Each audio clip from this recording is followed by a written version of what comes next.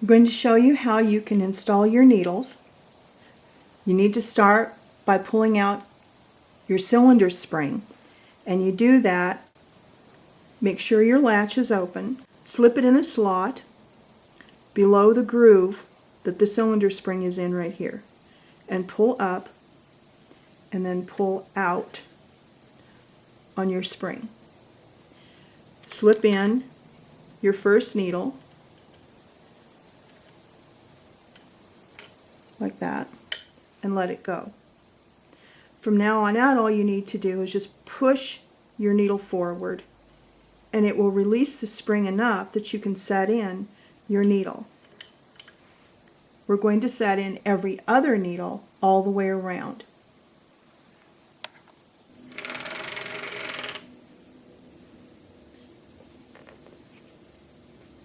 I'm going to put a little oil around my cylinder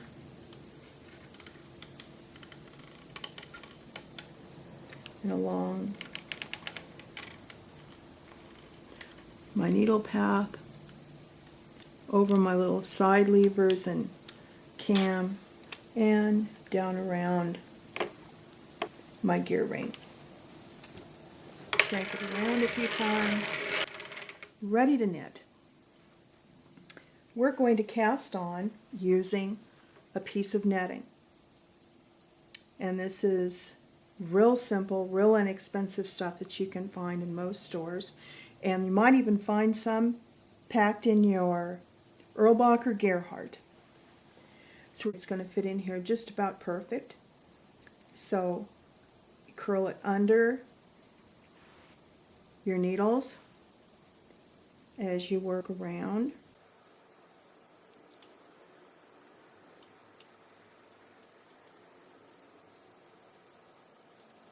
Just like that. And we are going to bring in our yarn, which is our yellow cast on yarn that we'll be removing. Just going down on the knitting from underneath. We crank around almost to the other side, but not quite. And we'll kind of hold our hand and fingers in and pull up the other end of the knitting and hang that, overlapping just that one last needle that first got caught and was knitted off. The latch is closed.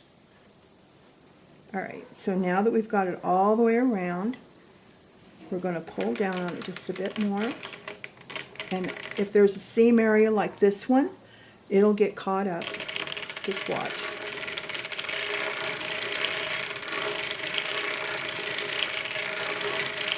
And that's it. And from here, your stem weight, and hang it down here on the bottom underneath. And continue to crank around every other needle. Make sure it's all knitting nicely and evenly distributed. We'll stop with the crank over here to your left hand and begin putting in the remainder of our needles.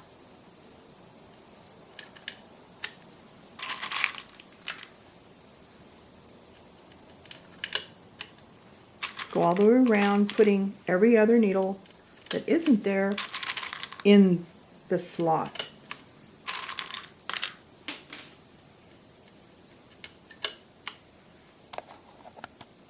Alright, we've gone around as far as we can go. You're always going to have an area that you can't cast onto or you can't put needles in, and that's right around where your needle lifting system is, and that's because the needles are up here underneath the V-cam. Okay, so we're going to crank around and including those new needles.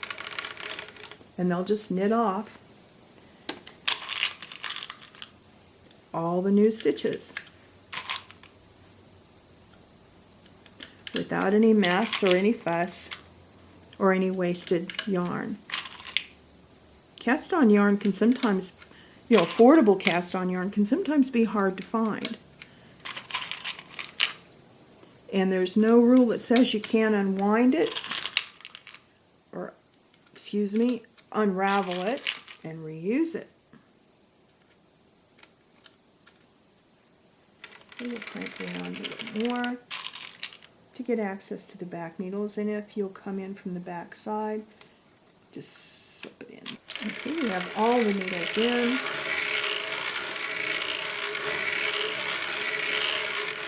And all the stitches knitting.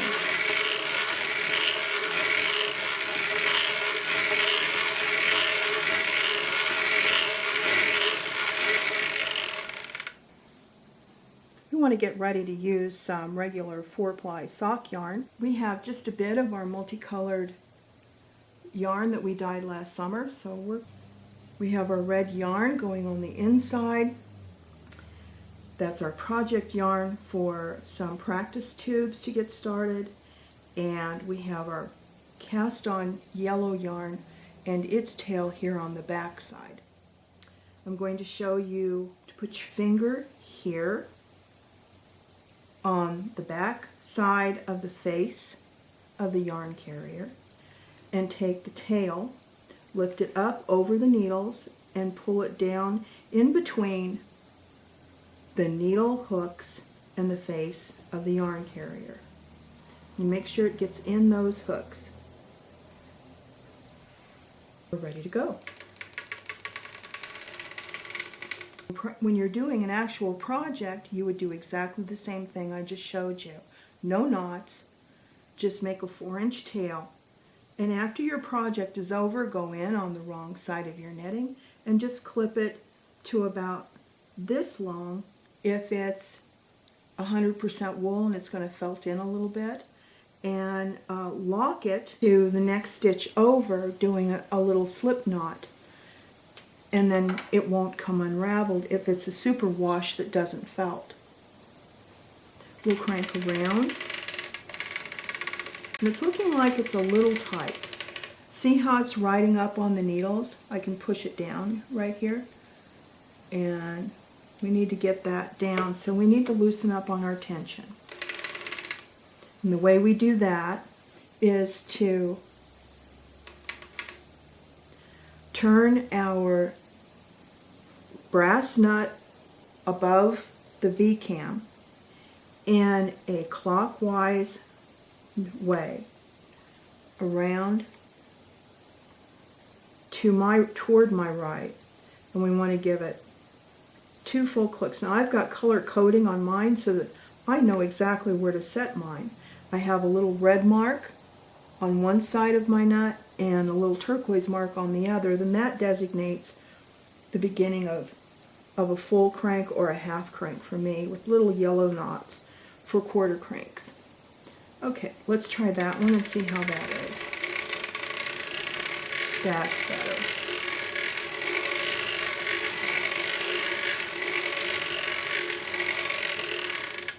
That's giving us just about the perfect tension for this 4-ply standard sock weight yarn. The look of the perfect tension would be that there's no more space in between your rows of knitting than the width of one of your strands of yarn. So if you see them laying fairly close together, not completely close, packed tight, just fairly close together with just about enough space in between that you could fit another strand in there, then you've got the perfect tension. So we're cranking away, making our tube.